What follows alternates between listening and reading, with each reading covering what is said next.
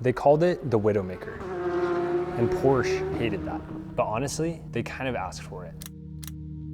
This starts all the way back in 1964. This was where Porsche dropped their first 911. It was already hit right from the start. Everybody loved it, but for Porsche, it wasn't quite enough. At least, it wasn't exactly where they wanted to be. So in 1975, Porsche dropped the 911 Turbo. This was also known as the 930. This was Porsche's way of saying that they were ready to play with the big boys, Ferrari and Lamborghini. And this was way ahead of its time. Most cars back then had maybe 150 horsepower. This thing had a 260 to 300. And this was all in a car that barely weighed 2,700 pounds. It was basically a rocket strapped to a roller skate. But here's the problem. That turbo that was in that 930 didn't kick in smoothly like it does in modern cars. It was dead quiet. There was absolutely nothing.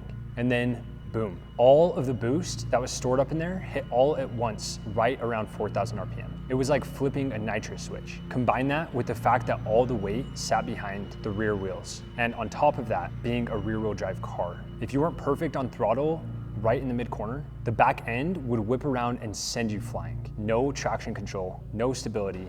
There wasn't even ABS at first. It was just you and physics. And it bit a lot of people. Even pro drivers admitted that the car demanded total respect. And that's how it got the name the Widowmaker, because it really, really did scare people, and sometimes even worse. But here's the real twist. That danger is exactly what made the 930 so legendary. It was brutal, and if you could tame it, you felt like a hero. So that's the story as to why the Porsche 930 was named the Widowmaker. I would love to make a more in-depth video of this, diving even more into the history and even some examples. So if you guys enjoyed this video, give it a like, because if I can get to 100 likes on this video, I'll make a deep dive of what actually happened.